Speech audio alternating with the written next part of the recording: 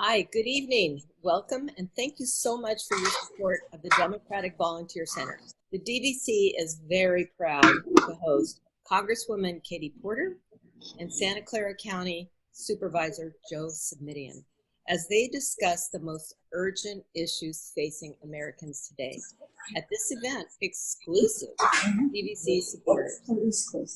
I would like to say a few words before we begin our much anticipated discussion. Ever since the founding of the DVC in 2010, it has served as one of the most productive volunteer mobilization centers in the state, garnering recognition from both the Obama and Clinton campaigns. We are proud to welcome all of our energetic partners working hard every day in party and resistance groups across Silicon Valley. Our work together creates the change we're looking for and will lead us to victories in November.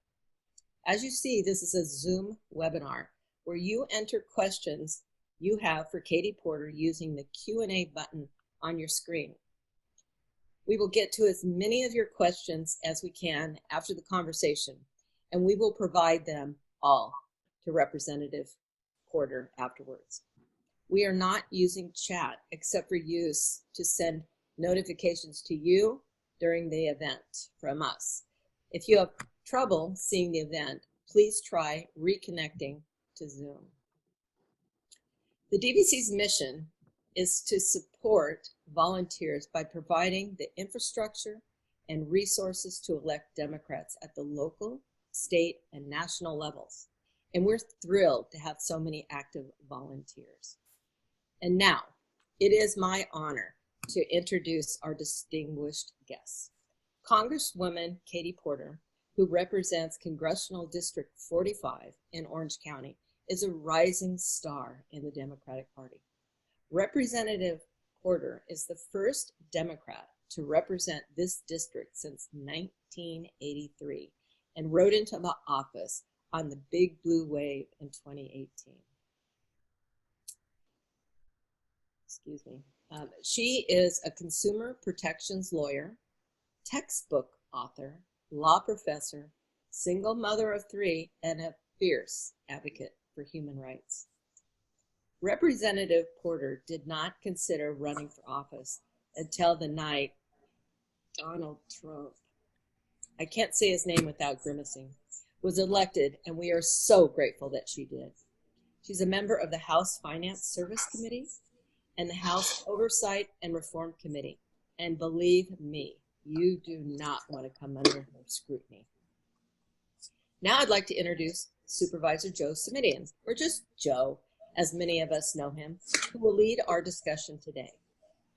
Joe has been a public servant for a great portion of his life. And like Representative Porter, he is a fierce advocate for consumer protection, human rights, and the environment. Joe served in the California State Assembly from 2000 to 2004, the California Senate from 2004 to 12, and since 2012, he has served on the Board of Supervisors. Joe was one of our most effective legislators in Sacramento, and he is a champion for his constituents. No matter the need, you can always count on Joe. So without further ado, please welcome Joe and Representative Porter. Thanks so much, Pam. It's really kind of you. And Congresswoman Katie Porter, it's a pleasure to meet you. I am County Supervisor Joe Simitian, and I am really delighted to have the chance to chat with you for about 30 minutes before we go to questions from our DVC members. But I just want to make sure I begin and end by saying thank you. We know you have your own work to do in your own campaign, and it's really kind of you to make time to be with our DVC folks tonight. So thank you for that, and welcome to DVC land here in Northern California. Much appreciated. I'm really thrilled to be here and grateful for all that you do. Well, thank you for that. And just to recap, and also maybe to fill in a little bit more of your bio, and Congresswoman, please make sure I have my facts right here. In addition to being a 46-year-old single mom with 3 kids, you are also a tenured faculty member at the University of California at Irvine's Law School.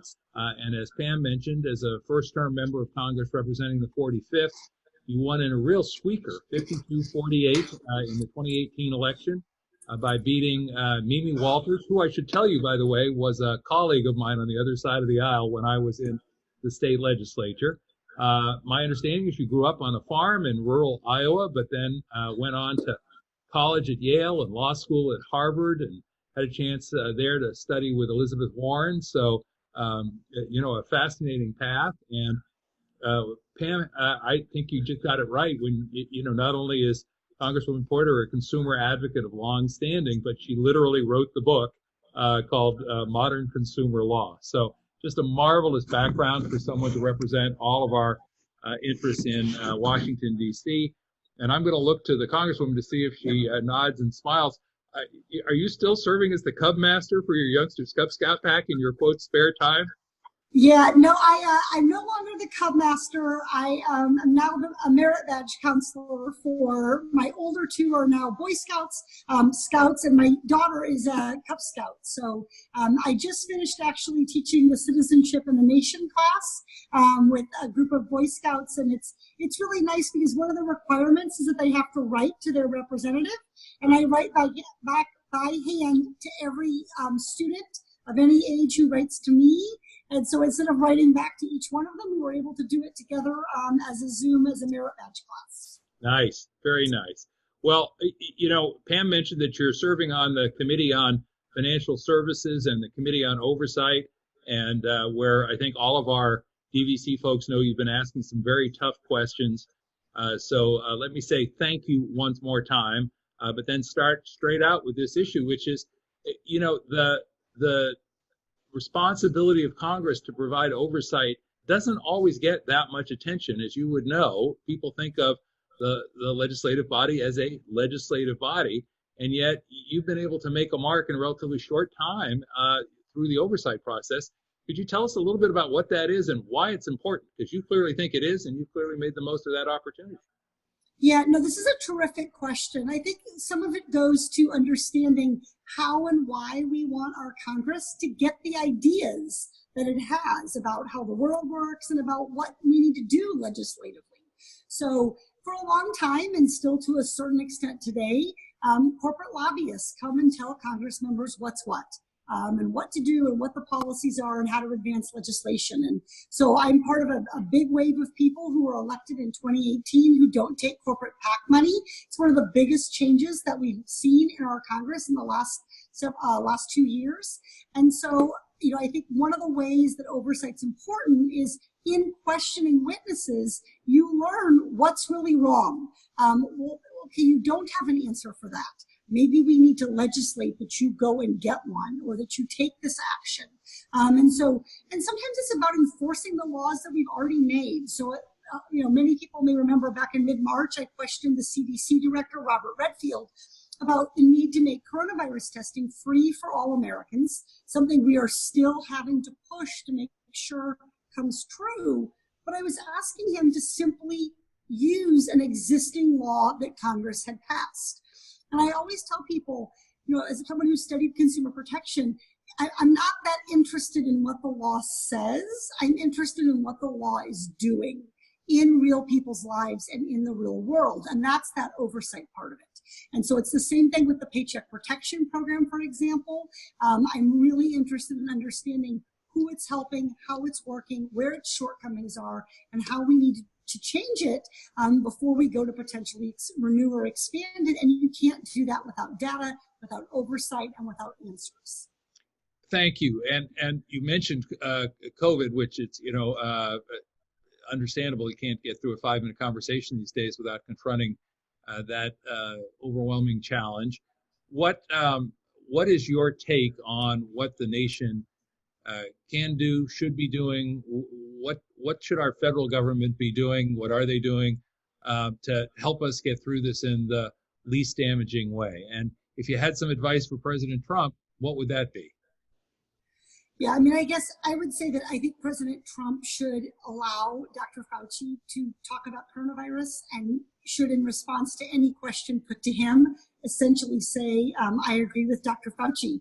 And I say that, tell a little anecdote. I don't know if I've ever talked about this before, but Orange County actually had the second confirmed coronavirus case in the country back in late January. And so this was an issue that I began to pay attention to right away.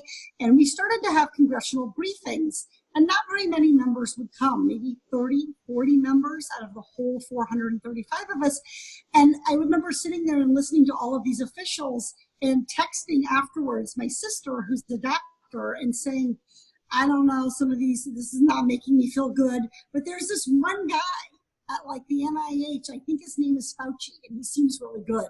And so even then, it was very clear that he was the person who not only had the best scientific knowledge, but also had the best manner of communicating to people with not necessarily scientific backgrounds, the public policy around it. So I think one of the problems with coronavirus is we have not understood and approached this from the fact that it's a national and international phenomenon. And the fact that we now see Mexico announcing that United States citizens are not welcome in Mexico, it speaks to the fact that this is going to have international consequences, both for our economy and our society. To the extent that the Trump administration keeps pushing this down to the states, who then push it down to the counties, who then push it down to localities, what that means is that there's a lack of coordinated response. I think California has been doing a good job, and I give a lot of credit to Governor Newsom, and I remind people of this a lot, that when we began to reopen, he said, this is going to be opening and closing. We're going to continue to adjust as things go forward. And obviously now we're having to close some things back down and to impose some more restrictions. Overall, I'm stunned that months and months into this, now nearly 6 months into the first cases here in the United States, we still lack a lot of the basic science research that we need to understand this virus. And one of the ways that's playing out, of course, is over the discussion and the debate about schools reopening, our K through 12 schools reopening. And the fact that it was a priority for us to make sure people could get beers in bars, but not a priority to make sure that we could get books to kids in schools safely, I think speaks a lot to kind of who gets heard and who dominates policy discussions. Kids in public schools just don't have lobbyists like they used to. And so I think this is really a moment for us to reflect on our need to prioritize opening our most important institutions safely, which may mean right now that we can't open them at all, frankly. But there's a real need to do that. And I've been focusing on that a lot as a single parent, as a public school parent, as someone who understands the role that working moms in particular, the addition that they make to our economic productivity, and trying to make sure that we're recognizing that and supporting it at the federal level with state and local funding. Whether districts go online only, whether they open with different safety guidelines, they are going to need additional resources to keep students, teachers, and staff safe. And it is the federal government's job in a moment like this to deliver those resources, and we have not done so. The HEROES Act, it had that funding in it, but it hasn't gotten action in the Senate, leaving our local communities and schools stranded. And Congresswoman, thank you. In the larger context of healthcare, how it strikes me that we haven't heard a lot about the Affordable Care Act, what we sometimes call Obamacare, and the threat to the Affordable Care Act that we've seen during the Trump administration. What's your thinking these days about whether or not that should be a cause for concern by our DVC members and Americans more broadly? Healthcare continues to be the single most important issue. Obviously, some of the economic pain that we're dealing with unemployment and with coronavirus, but there's fundamentally a healthcare issue embedded there, including our investment or lack thereof in public health, which I hope we begin to have a debate about and begin to make more permanent investments in that. But with regard to healthcare, I think that there are some really important areas where we need to strengthen the Affordable Care Act, and we need to demonstrate to the American people that while we fully support the Affordable Care Act, we believe it helped, it gave coverage to more people, we also understand that it wasn't perfect. And one area that I've been doing a lot of work on is mental health. And when the Affordable Care Act was passed 10 years ago, part of that was the promise of what we call mental health parity. Parity. And this is the idea that insurance companies should have to treat mental health problems the same way that they treat physical health problems. homes. We made that promise to the American people with the Affordable Health, with the ACA, with the Affordable Care Act, but we haven't delivered on it. Anybody who's tried to get or seen a loved one try to get mental health coverage knows that you see that there are very few providers that are in network. It's very difficult to get an appointment. Most providers, psychologists and psychiatrists don't take insurance. This is an area where people are paying for benefits, and businesses, by the way, are paying for healthcare benefits for their workers. And yet when people need that mental health treatment, it's not covered by insurance. So I have a bill on that I'm doing with Joe Kennedy. I also have two related bills. One is called the Stopping the Mental Health Pandemic Act, which would provide additional resources for providers who are having to deal with rising rates of depression, anxiety, potentially suicide. All of these issues are rising as we're keeping people in their homes and changing their social contacts and places of support. And then I have a specific bill looking at the need to support students who during their college years may run into a mental health issue. How can we make sure they're able to continue with their college education when they're ready and able to get back on track? How can we get them back onto a path of success in college? So that's an example, along with many others that I could get into, like the pharmaceutical pricing issue, and others where I think we can talk about needing to continue to do that oversight over the private health insurance market and make clear that if the private health insurance market isn't going to deliver by following the laws and the fair rules of capitalism, then we're going to turn to Medicare for All as a potentially cheaper and better quality healthcare system. And do you think there's any hope of prescription drug pricing reform or legislation this term, or is that an opportunity that has come and gone and we're just going to have to wait for the next Congress and the next president? Well, the House did really important work in passing H.R. 3, which is the prescription drug pricing bill that would allow the government to negotiate the prices of pharmaceuticals. Many people don't know that right now, Medicare is prohibited from negotiating the price of drugs. And that really is antithetical to the very idea of a marketplace, of competition, of fairness. And so what this would do is identify the most expensive drugs, start at the worst of the problem and work our way down, and allow Medicare to price negotiate. And then we give those savings not just to the Medicare system, but to private insurers who would be able to provide that drug at the same price point. In passing H.R. 3, a lot of really robust discussion went on among House Democrats about whether this bill went far enough, about the power of big pharmaceutical industries, about the need to encourage innovation while balancing the fact that if these drugs are priced out of reach, they're effectively not delivering any value at all. And so I think we laid down a really important marker for H.R. 3, where our future president, Joe Biden, and our new democratically elected Senate are going to be able to pick up and move that debate forward early in 2021. Thanks so much. A really, really helpful take.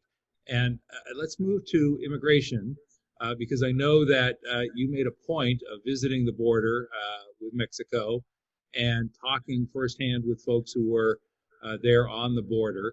And I've also found it interesting that you talk not only about comprehensive immigration reform, but also about border security. And sometimes folks choose one or the other, but not both.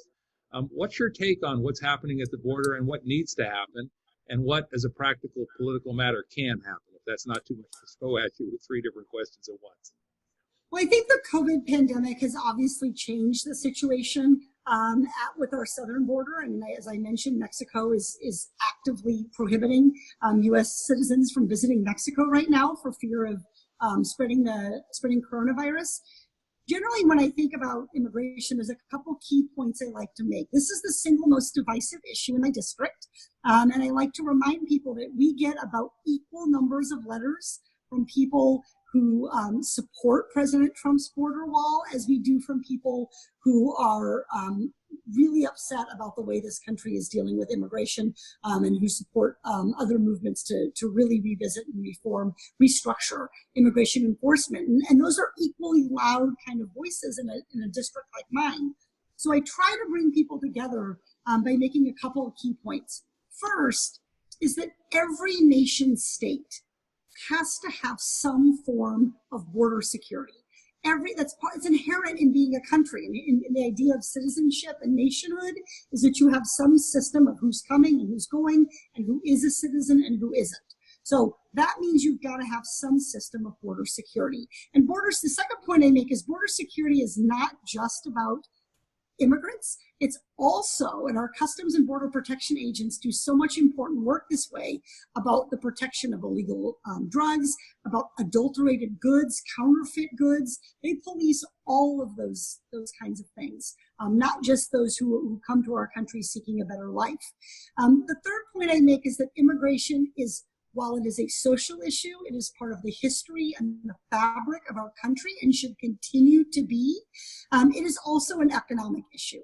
And we gloss over that, I think, at our peril. I think that is a really important point where hopefully you can see Democrats and Republicans finding some common ground over understanding that having the right kinds and right numbers of workers is something that benefits our economy as well as benefiting those who seek a better life here. So those are sort of talking points that I like to make. I will tell you that my day at the border was probably the single most important day that I've spent as a Congress member. Just to physically go and spend, I was like a 12-hour day.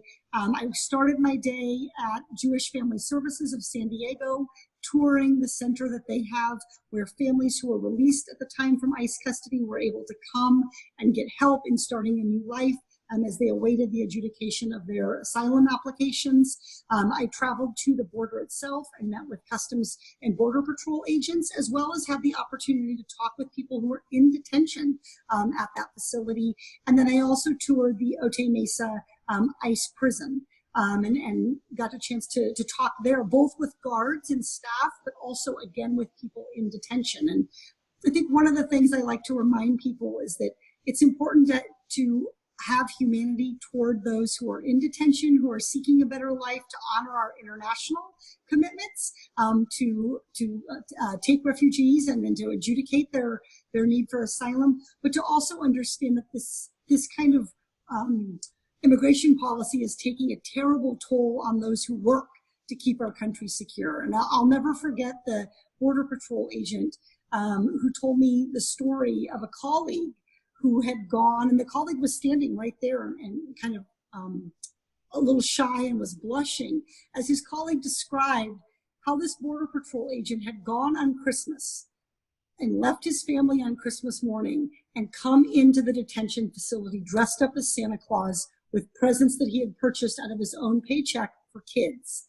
And so they too want additional resources to be able to provide appropriate medical treatment, safe and appropriate facilities, and to assist these people as they make their way forward in applying for asylum in this country. So it was a tremendously important visit, and I hope to go back and to continue in conversation and in partnership with all the different people who are working on this issue. Well, thank you, Congresswoman. And from one seemingly intractable issue to another, it seems to me it was almost a year and a half ago when you were newly elected and took your place in Congress that you stood up on the floor of the House to talk about the issue of gun violence. What would you share with us about the prospects for ever making any progress on this issue? It seems like we have a tragedy all too often, and folks think now is the moment, and then somehow that moment slips away. Your thoughts? This is an issue that I am incredibly confident that we are going to take action and be successful. If we get Joe Biden in the White House and we win the Senate, we're going to move this. And I'll just remind people that H.R. 8, the House's background check bill, passed with the support of virtually every member of the House. Just 2 or 4 or 6 years ago, that would have been impossible. So we have made a huge change in terms of members' understanding about the problem of gun violence, their willingness to campaign on it. If you think back, and many of you have been involved for many, many years in helping to elect Democrats. 4 years ago, 6 years ago, 10 years ago, the idea that gun violence would be one of the core issues that someone like me would run on to get elected in Orange County, California, would have been unthinkable. And yet I did. And in fact, we found that gun violence prevention was one of our very best issues for reaching those Republican voters, particularly Republican women, but for reaching Republican voters. And so I do think that this is a matter of, and we've made the changes that we need to make, we're going to keep it going. But the fact that we have so many members of Congress who do not take contributions from the NRA, who openly talk about how the NRA's lobbying activity, as separate from some of their other programs like gun safety, how the NRA's lobbying activity is destructive and harmful. You look back at it a decade ago, we are in a really, really different place. And of course, every day we wait is a day too long because we are at risk of continued and will experience continued gun violence deaths. But just yesterday, day before, I did a gun violence prevention town hall talking about the issue of safe storage. And this is an area where we have an opportunity to reach out to gun owners and connect with them and talk about problems like family fire, which is when a gun is used accidentally or intentionally for suicide, fired at a family member or at oneself, and what we can do to get it. And so the fact that these are now regular events that folks like me are hosting, I think really speaks to the fact that we have made this issue a core tenet of what it means, not just to be a Democrat, but what it means to be a concerned citizen in America. Thanks, Congresswoman. And, there are so many issues that I know our DVC members want to talk to you about, and I want to get to their questions. So I'm just going to go to one more issue that I know all of us are keeping top of mind. We're having a conversation right now about issues of racial justice, racial equity. Here again, I think my question for you would be, do you have some optimism that it will be more than just a passing conversation, and that this is a moment in our history when we may really come to grips with some of these issues? And what does that path forward look like in your judgment, if I may ask? I think with racial justice, it's important to understand that the structures of institutional racism, they were not built overnight. They literally were part of the founding kind of fabric of our society and of our economy. They're not going to be dismantled overnight either. So I think we should understand racial justice as something on which we strive to make continued progress. And we also need to continue to expand the sort of coalition of people pushing for it.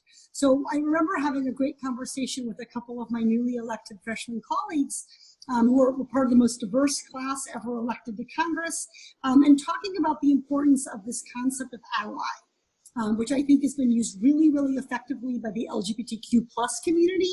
The idea that you're an ally for equal civil rights for people who are gay. I think that same concept of ally in the fight for racial justice is an important one, because it opens up the idea that we are there to listen, to learn, and to support, and to take action. And we need to understand that we all have a responsibility toward addressing racial justice. This is not something that is just about police departments, although obviously there are important opportunities there. Congress passed the George Floyd Justice and Policing Act, which would have a number, I think, of important concrete changes that would help begin to reduce the rate of racialized violence we've seen with police departments. But this is also an issue about economic opportunity, about health equality, and so many other layers of it. And so I think I'm encouraged that we're seeing these conversations, and I think we're creating more and more space to talk about race in our everyday lives, including in our political lives. And that, again, I think is a really important thing. If we cede issues like racial justice to folks like the great John Lewis, we all have a responsibility to be fighting for civil rights. We all have a responsibility to be calling out racial injustice. We can't cede that to our civil rights leaders of the past generation. We have to understand that this struggle is and will be ongoing, and will probably continue to be with us as a country and with the world as an issue for years and years to come. Thank you, Congresswoman. I want to turn us for a moment from policy to politics, because you've got a group of activists on this call, as you very well know. And so let's start with a really, to me, fascinating question, which is, so your district had never been held by a Democratic member of Congress. You're in the heart of Orange County. How did you beat an incumbent Republican, Mimi Walters, in 2018. What was the secret ingredient, the key to your success?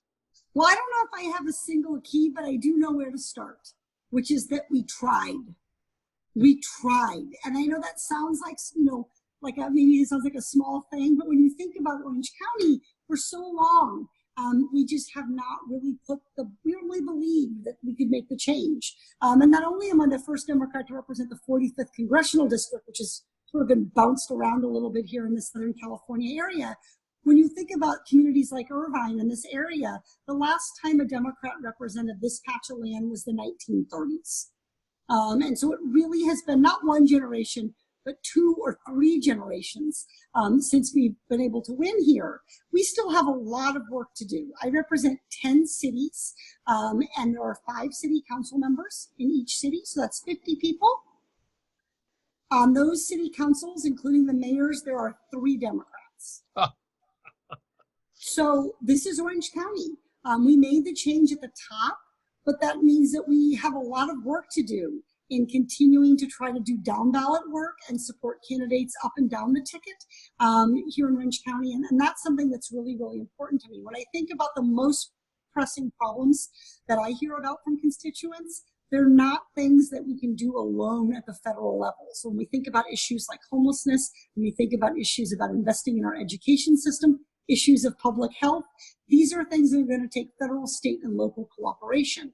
So that's something that I'm really focused on as a goal. In terms of how we won, one of the real keys of our success was reaching out to college students and to younger voters. I represent the University of California, Irvine, a wonderful university. In 2014, 2% of those students voted in the midterms. Was one of the lowest levels of engagement nationally among a university. In 2018, over 30% of those students voted. Some of them, by the way, are not eligible to vote. They're not U.S. citizens. They may vote at home in a different location than their campus home. But that is a big change. And so we organized on that campus. We had a field office right there in the student center that we rented and really worked hard. And I was really proud that on election night, it's too bad, but it was great that the very last polling places to close were the campus polling places, because it shows how strong the will was of these students to make their voices heard. That's really, really important going forward. I'll say about Orange County is this is a place that, because we've had sort of universal Republican representation for a very long time, we had a lot of people who are not comfortable talking about politics. Most of the doors that I knocked, nobody had ever knocked on their door before. And I grew up in rural Iowa. I think that was mentioned in the introduction. I grew up on a farm. And in Iowa, at least every 4 years, everybody knows in these small towns who's a Democrat and who's a Republican. And everybody has at least a dozen yard signs. And in Orange County, we just have been a place that values diversity and civility. But at the same time, sometimes that was a mask for not wanting to talk about an issue like politics, which people feared could be divisive. So we had so many people who said, I'll volunteer, I'll knock doors, but I only want to do like my neighborhood, and I only want to knock Democrats. So they'd show up and we'd give them a list and they'd say, what? I said only Democrats and only my zip code. And we'd say, yeah. You've got that many Democrats in your zip code. And they would say, that guy, that neighbor, that woman, I didn't know they were Democrats. So it's partly about engaging people and in that process and sort of reaching them. And so we did have to reach across the aisle. We had to work on our NPP voters a lot. Our API population, Asian Pacific Islanders, really an important part of the winning coalition we put together. But I think, the level of competitiveness that with everyone's help volunteering, it really meant a lot in 2018. We here in Orange County, we didn't have a lot of folks who'd walk precincts or made phone calls or done texting. So the fact that we had outside groups from up and down the state participating, it gave us a little time to start growing our own skilled volunteer base, which we're going to need in 2020, both because this race remains really competitive. It's still a majority Republican area, but also because we have to compete for volunteers now, obviously with the presidential campaign in those battleground states. All right, a gentle reminder to all of our DVC volunteers who can do good work across the distances. So thank you for that. And really, thank you for taking the race on in the very first place. Congresswoman, I have so many more questions, but I want to pivot real quickly before we go to our DVC members with a couple of personal questions, if I may. And the first is, of course, you've made a point of reminding folks that you are a single mom with 3 kids who understands the day-to-day life experiences of your constituents and other Americans. So let me just ask you, how's that work-life balance thing working out for you? Yeah, I think one of the most helpful things I can say about this, and I heard it a few years ago, and it was personally really transformative to me, and I've been offering it up to people during the pandemic, is when we talk about, I used to teach a class actually at the UC Irvine Law School called Transition to Practice. And one of the classes was about work-life balance. And I would tell the students this, work-life balance isn't like the scales of justice. It's not something that you get in kind of perfect equilibrium and then you hold it there. When you have that concept of balance, you're dooming yourself to this constant sense of struggle, of coming up uneven. The better way to think about work-life balance is like the kind of balance that it takes to ride a bike. It is an active kind of balance. I think about it in my case as mountain biking, sometimes up a pretty steep and rocky trail. My goal is to stay on the bike, to take water when I need it, to understand that sometimes I'm going to have to lean a little more this way and lean a little more that way toward family and life. But I do think that, the fact that I am the only single parent of young kids in Congress does give me a real energy behind fighting for some of these issues. And we see it right now with this issue of schools reopening. I was so frustrated that we waited until 1 month before schools are supposed to reopen to think about our kids, to think about school safety. We put more emphasis on, like I said, on getting bars reopened than we did on getting schools reopened. And I think that really reflects kind of where the priorities too often are in our U.S. Congress. And so every so often, one of my colleagues in Congress will say to me, well, but your situation's really unique, Katie. You can't expect, Congress to work well for you as a single mom. And I often remind them back, I may be the only single mother of young kids in Congress right now, but I represent the tens of millions of single moms and single dads around this country who are juggling to balance work and family, and Congress ought to be sort of modeling good employment practices in that regard. Congresswoman, I'm going to be in big trouble with all of my constituents if I don't let them get some questions in, but I have one more and I just can't resist, and I hope you'll bear with me. So I tried to do my homework well, and I took a great deal of satisfaction in watching your good questions and probing questions of folks in the administration, folks in the financial services industry, folks from HUD.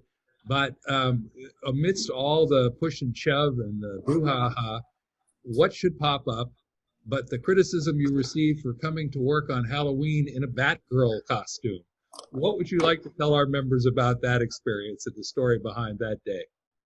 I mean, it was Halloween. My kids went to school wearing appropriate costumes. I had my dress and shoes in my shoulder bag. I knew I needed to change once I went to vote on the House floor, and in fact, did so.